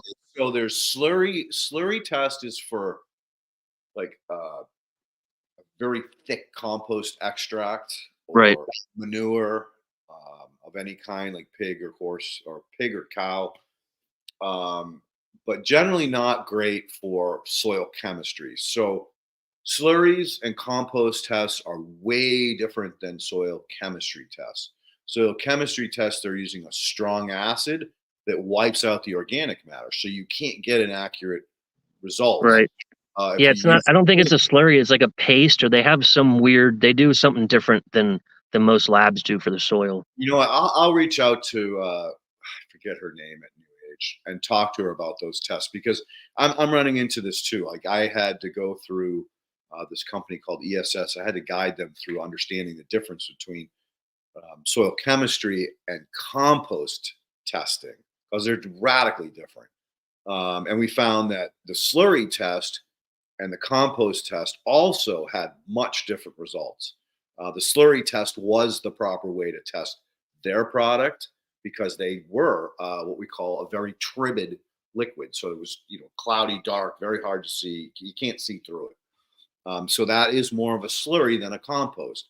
Now, I did take their material, run it through a 47 micron screen to really get as much of that organic matter out of it. And then I sent the organic matter after I pressed it to a compost test and got a close result from that compost to the slurry test. So I was able to determine which way was going to be the best way to treat with them in the future. But just so you understand that when you're testing the horizontal system, you don't want the O horizon. You want the A. The A is the one that you want to test for soil chemistry. If you want to test your O horizon, you want to test that as a compost, so that you're going to get a decent result back, something that you can actually qualify or quantify what the fuck is going on. Now, should I dig down or should I just mix what the mix was? Either or. I mean, if you have leftover materials, just remix it up, send it off. That would be, yeah, I do, and that would be easiest, I think. Yeah, you don't want to fuck with the roots. Okay. And the other thing too is that you want to get a saturated paste test, because that's another one that if you have, like 75% calcium, 18% magnesium, 7% potassium, and no salts, you are in the fucking home run zone, dude. And then you don't have to do shit other than those minor amendments to get some of those micronutrients back in the par. So basically, don't mess with anything until I get the O and the A tested. Yeah, continue your foliar feeding because you're not affecting the soil in any way, shape, or form. You burned up all of the harmonized, so get some of that trifecta to start moving some of that salt. Because if the plant's taking up salt like that, that means that there's too much salts in the soil. Plants don't like salt. They won't take it up unless they're missing something else. And it very well may be some of those other trace minerals because they're trying to pull molybdenum out of the fucking sodium. And you know what I mean? So again, once you get those traces back to where they should be, it shouldn't be pulling up that much salt. So continue foliar feeding, get the trifecta, and I think you're going to be off to the races. I think you're going to have a really big difference. I mean, the fact that you saw that difference in the SNAP test is a really good indicator that you're on the right path back to full genetic potential and true plant health. Yeah, it was really, amazing for a 7-day, the difference in the, like I said, the cell structure, the cell wall, that SNAP test or whatever you call it. There was a night and day in the strength of the new growth, the plant, just the branches were way stronger. Yep. And that's what it's all about, dude. That's what it's all about. Now, typically we stop half an hour early to answer questions, and you've got a lot of them, my friend. So Ken, why don't we pound through the questions real quick, unless there was any other questions you had? That would be for you, Prescribed. Is there any other questions that you'd like Leighton to answer before we go on to chat questions? If you can't think of any right now, don't worry. You can just always pick. I think we've covered it. I was wanting to ask, like, my phosphorus was really low and my, sulfur was low, and how should I amend that? But, I'm still, maybe I'd get my soil test back and realize that it's not in the soil. It's just I haven't got the plants up, my biology's not there. Correct. Mm-hmm. Correct. So once the soil tests come back, hit me up again. Cool. So we'll do that, and then I guess we're good for the questions now. All right, fire away, Ken. Okay. Can I watch? Oh, this is actually for me. Can I watch your video on PM mixture?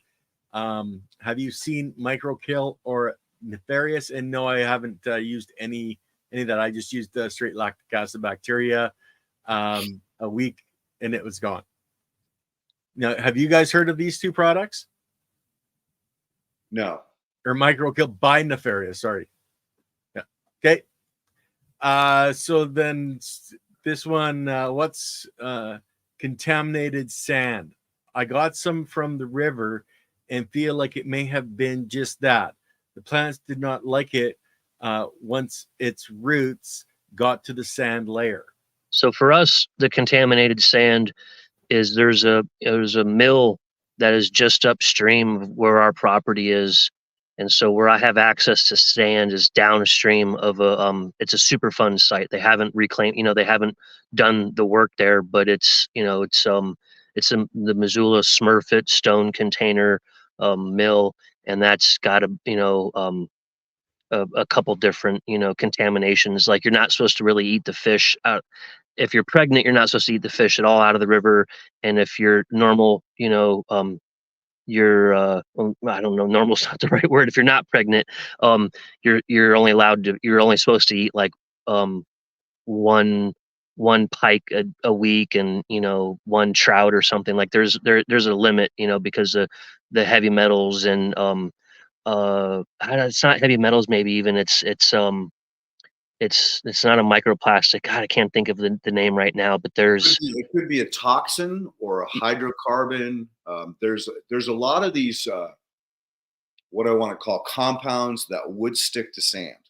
So like oil, that would be a really great example, and then you can go from there up the food chain of different types of compounds that are sticky, a residue.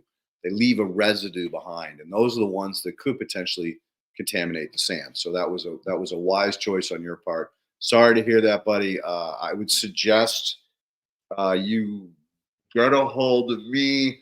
I will send you some Ecosphere Sciences Muncher juice, which has properties that have absolutely wiped out pesticides. So we have the organisms that do this heavy breaking down of these very complex compounds that humanity has made. So hit me up on IG and I'll get you some of that out. Perfect. So we're going to go to Perpetual here. So is this silt from organic source like most river deposits? Yeah. So silt is mud. So like typically if you're walking along a river and you sink up to your knee and you pull it out and it smells like hell, that's pure silt. Silt goes anaerobic, right? Clay does not go anaerobic. Clay compacts, but it never smells when it's compacted. You can't compact sand. Sand is structural. So the fact that it goes anaerobic indicates that it has to be organic matter, which is the base of my case that, you know, I bitch about soil science about. So your silt should be super greasy, silky feeling in your fingers. Clay, if you have clay, you roll it with your fingers, it'll roll up into a snake. Now you know you have almost pure clay. If it kind of rolls up in a snake and it's still kind of crumbly, that's probably a silt clay combination. If you roll up that clay or that silt and you rub it in your fingers and it's a little gritty, that means it's a sandy silt. So you can just use your fingers to test these things, you know, in the field to better understand what you're getting. But yeah, this guy got fucking almost 99.9% silt. So Beautiful. if he can do it, you can do it. You just got to figure out where to find that. But yes, look in rivers. So the next question actually kind of is in the same vein. So is silt closer to becoming back to rock form than the clay form? Silt, my gut feeling is silt compacts into hydrocarbons, coal, oil, those types of things, lenadite. So sandstone is usually sand and clay or sand that has been superheated and compacted. And there's a lot of different hardnesses of sandstone. Mm-hmm. So I would say no. Silt is probably the last to become back to its what we call mineral state. Cool. I like that question. It actually explains why a lot of the oil fields are actually filling back up again, but shh, don't tell anybody. Nobody's supposed to know. Right? Yeah. We're running out. We need higher prices for everybody. Exactly, right? Would it be any good top dressing a bit of silt on my pots? Absolutely. Absolutely. What it does is it'll hold on to anions. So some of your nutrients, some of your macro and major nutrients will be able to be stored on there, and the plant can exchange exudates in return for those. So anytime you have a high CEC or high ability to store anions, that's a good soil. That's a soil that the plant can work with. Mm-hmm. Which kind of leads into this question, and it's directed directly at you. 75% calcium. What? Okay. What else is in that? 18% magnesium and 7% potassium. In that ratio, with no what's called others or no sodium. If you don't have any sodium and you don't have any others, then and you have that ratio, you are in friggin' home run city, because it's got the perfect balance of everything that you need. The only thing that you're going to be needing to worry about is your micronutrients. Mm-hmm. And we've got one last one. Leighton, if we got time at the end, can you talk about Organics Alive and how that product works? I haven't studied that one, to be honest with you. I've over the years, I've looked at a lot of, or beta tested a lot of products, or researched them for clients specifically. But the last couple of years, I haven't been doing a lot of beta testing, a little bit here and there. And I haven't chased a lot of the organic nutrient solutions because I've kind of shifted away because we have so many new ones that I can guarantee are going to work, like BioAg. Anything BioAg is producing, I'm more than comfortable saying use that product. Organics Alive, I haven't played with it. I don't really know much about it. The only thing I worry about is some of these nutrients in a bottle, they're cheating. They are adding urea into it. And that's why you're getting the results that you're seeing. But that's a problem if you're in a high biological system. You can't be using urea unless you go back every time and add fish brood. Now, what are you doing? You're fighting yourself.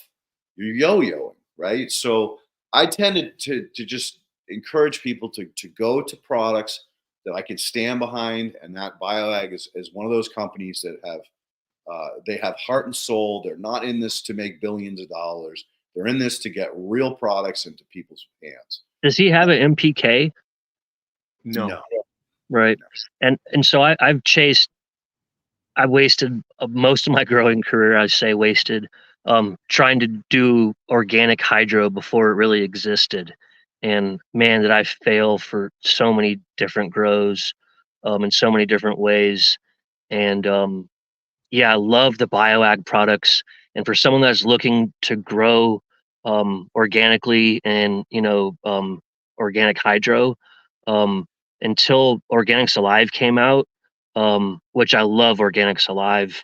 I believe it's just like plant ferments is how they create their product. And so you don't get like the heavy metals and a lot of the other issues. It's stable in the reservoir. It doesn't create a biofilm, which is a huge problem. And so I really, really love that. The only other line that I've had really good success with, it's hard for me to promote as much as Organics Alive because it's liquid. So, you're getting your liquids shipped around. We've talked about that before, I'm sure. But it's by Easy Grow, which is Canadian, so it's probably EZ Grow. And it's Nature's Nectar. Oh, I've heard of Nature's Nectar. And that's also great. That product doesn't bloom in your reservoir. I'm sure it will create a biofilm over time, but all the other organic nutrients that I've put in a reservoir that say they're stable and they won't create a biofilm, man, 3 days and it's a zoo in there. So I really am a big proponent of those two, Organics Alive and the Nature's Nectar. And what I dig about Nature's Nectar is they have one bottle for nitrogen, one bottle for potassium, and one bottle for phosphorus. So you can really fine tune for your cultivar. And that is awesome, and they finally got organic certified in the last couple years. And that companies are Canadian. 90% of their offerings you can't get in the United States, but they do sell Nature's Nectar here, and that is a great product as well. So I would promote that. Do you know their source of nitrogen and potassium? And the nitrogen is soy protein hydrolysate. Okay, soy protein. Phosphorus? Is it soft rock phosphate? It's rock phosphate, and they used to have the guano, and I don't know if their new recipe still has bat guano or not. Okay. But I know it's a rock phosphate. And then the potassium. I think the potassium is mostly kelp, and I forget. There's another. There's something else in their potassium. I think it's two sources in potassium. One of the only sources that outside of what I want to call organic, even though it's mined, is potassium silica. Mm-hmm. For whatever reason, that shit is fucking rocket fuel, man. It strengthened the hell out of the plant. Right. It seems to be really bioavailable, so it gets uptaken really quickly. But it makes the plant crisp. Like its taste is increased, its texture is increased. So if you have to cheat and you need a potassium source that for quick release, and I don't like potassium sulfate, potassium silicate, I would. I've been using that for a long time as my secret pH adjuster. Yeah.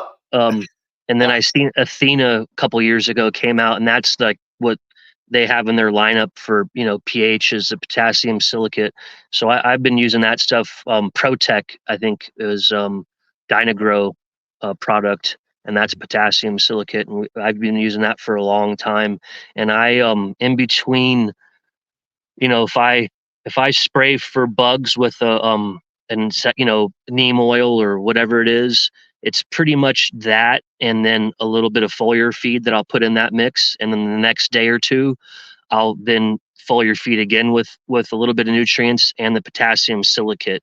And it doesn't kill the bugs, but what I see is a little bit of that silica that builds up on the leaves, and it makes it harder for the bugs to eat the leaves because it's got that silica built, it's right on the leaves. So you'll see that you can use it as a foliar spray, and they used to say like, oh, help strengthen your plants. I've seen a big study that was done that you get 0 potassium silicate to go through the cell of the plant, so it doesn't actually absorb foliar feeding, but I still put it in my foliar spray because when it builds up on that leaf just a little bit, you can see that shine on there of that potassium, that silica, and it makes it harder for the bugs to eat your leaves.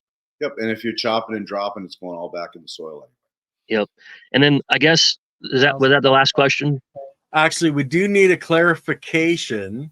So, Lily, you want to explain? The clarification, Perpetual is looking for the, you were saying calcium at 75%. Yep. Is that the calcium macro to magnesium micro ratio in the soil? So that's the saturated paste test. So it's a separate test that you have to order above and beyond your soil chemistry test. And it's basically, it gives you that special sweet spot that you want to shoot for. And so if your calcium is too low in your saturated paste test, now you got to bump your calcium. Your goal is to hit that number. If you hit that number, then it's just hands off. You don't have to worry about anything in the soil other than your micronutrients. Mm-hmm. Cool. And just to let you guys know, actually BioAg, as I understand it, is working on a feed system, a 4x4 for plants for one cycle. But just it's still in the process of having it all put together. Yeah. Oh, so they're going to have an all-in-one? I'll have to talk to Josh. I've got him coming on with me in the R&D grow, because I'm going to be starting to use BioAg products in the grow to show them how it's working. So I'll get more information as it becomes available, guys. So one of the tests I recently performed with their Calmino was to determine if, and please understand, these amino acid digests are fucking fantastic. They're so far ahead of NPK that you don't need the NPK because you're getting it through the amino acids that are providing those nutrients at next level. It's like you can almost trade nitrogen for amino acid if it's the right type, if it's been digested correctly through biological processes, not through chemical processes. It's all about the biology. It's all about biology. It really isn't that what a protein hydrolysate is, an amino acid, or am I wrong? Well, I think it goes like this. All enzymes are proteins, but not all proteins are enzymes. And those break down to amino acids. And the amino acids are then now you're getting into plant available or biological available. And it doesn't matter who gets it, because if you have protozoa, so what if the bacteria consume it all? They're going to the flagellates or the amoebas are going to consume those bacteria and poop out everything except for the carbon, because the protozoa only want the carbon. So there's this company that we're working with called Biomakers, and one of their new services that they're going to be offering soon is called BE Crop 3.5. And they're really going down the rabbit hole now of understanding how valuable carbon is in the soil. Because again, carbon is actually another replacement for nitrogen, because it allows the bacteria to bloom which allows the protozoa to plume, which allows the nutrient cycling system to be super efficient. So in Kyle Moot's corn farm, right? We've been doing tests for 2 years there now. Last year we did. We realized that when we delivered the fish brew appropriately, or actually, I think he was using my product at that point. He has all my old equipment. When we got 80,000 protozoa per unigram in the soil, he got 300 bushels per acre. That's fucking phenomenal. If he had 8,000 protozoa per unigram, he was at about 90 to 100 bushel. So there gives you the power of protozoa in releasing that nitrogen in the soil system, because he didn't use fertilizers. He didn't use any NPK, zero. So and Elaine will swear to this too. You have all the NPK you need in your sand, silt, and clay. You just need the organisms. You need the solubilizing bacteria that solubilize those nutrients. You also need degraders, which she doesn't talk a lot about, and I hope that she soon starts talking about them, because degraders break off certain pieces so other bacteria can come in and break off their pieces. So you kind of need both of those guys, the degraders and the solubilizers, side by side to really tear this shit apart and release all those nutrients so that they can multiply and divide. Beautiful story, though. You're basically saying that you can save the farm and the environment at the same time. Absolutely. Bingo. Now, if you're pushing, like cannabis growers want to push their plant. They want to push as many of those, cannabinoids and cannabinols that they possibly get out of it. So pushing is different than just growing. If you're just growing a crop, then you don't need to push it as hard, especially if you're using the biologicals.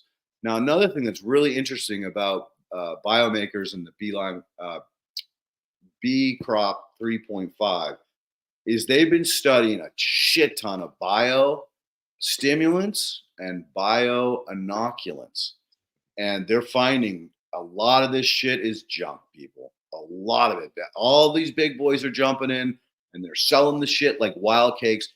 They don't care how much money they lose, because if you all switch to these new age products, they're not going to have anybody to sell their shit to.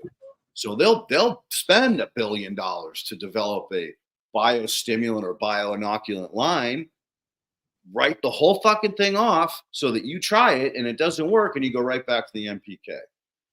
So keep that in mind. And that's why I'm really aligning with them, is because they are doing that hard work for some of it for their clients and some of it for their own damn knowledge, because they want to know what they can tell people. I mean, Biomakers is on a mission to teach people how to use the science to better regeneratively and organically grow crops, food, for whether it's an animal or for whether it's a human.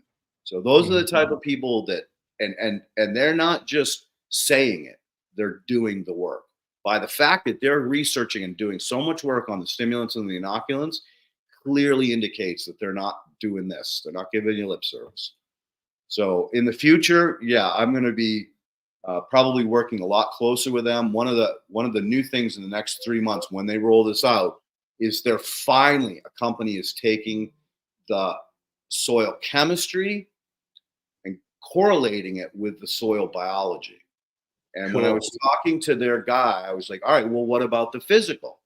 And he goes, oh, Leighton, man, it's taken me a couple of years to get my bosses and the upper management to allow me to move into chemistry. But I'm with you 100%. As soon as we get the biology and the chemistry ironed out, then I will start pushing to get the physical in place as well. Because whoever gets that nut unlocked, where you have physical, biological, and chemistry, you're God. You're fucking God if you want to grow something. You have all the pieces of the puzzle. And that's what we're trying to bring out. We need that. We definitely need that. Look at the sun on me, guys. Woo! About to hit my face. Well, thanks for all your time, you guys, and your feedback, and I appreciate it. And I have one last topic that is too deep of a rabbit hole to go in. We're out of time, and I'll try to get a soil test from New Age and just keep it under the same roof there. And then maybe we'll come back on. We can go down that rabbit hole then. Absolutely. But do me a favor, send one to Logan Labs. And the only reason I say that is send one to both, because this is really important to do. We need to verify data points and relationships between companies, because that's always been a real big problem. I know Logan Labs been working with the head of their lab for a while now. And so when I see something that's questionable, I'll call her and say, hey, can you rerun that? Or can you check with the lab, make sure that that machine was calibrated or not? And she'll do it for me. Whereas, I don't know this new age lab well enough to be able to question that shit. But again, what you want is called the Complete Plus package. You don't need to do texture because we already know you're good. So Complete Plus is all of the soil chemistry plus like 4 or 5 other things and the saturated paste test. And it's $90, so it won't break the bank. So the saturated paste test is included in the Complete Plus? Yes, in the Complete Plus package. Okay. And then just verify that though. I'm almost positive, because it's $90 if I do Complete Plus and then texture. So the textural test is $30. So as long as you do the Complete Plus, you'll get the chemistry and the saturated paste. And then do that on the A and the O, or? No, the O, if anything, you want to send that to a compost testing company. Logan sends it out to third party to do that, because they only have the strong acids, or they have strong and weak acids. Some of the specific chemistry has to be tested through Modified or Morgan, and others they use the Malik 3. And Smiley, good to see you, brother. And yeah, let's do that. Let's get you back on as soon as you get those tests. And in the future, just email me everything so I can print it before we talk, so I can really be more intelligent. Not make poor Ken. And I did, but you couldn't open it, or what? Something happened there, right? No, for whatever reason, I couldn't download it and print it. It was not in a format that my computer will allow me to do that. Okay. Because I tried to text what you sent me. I took your text and tried to email it to me, and then I took the email on my computer and tried to print it, and for whatever reason, it was like it couldn't do it. It wouldn't allow me. All right, guys, I'm gonna end the show there. We'll go into the back and talk. So, guys, put your fingers up. Say peace. Thanks, guys. We'll talk to you guys soon. Thanks, guys. Thanks, everybody, for all your hard work.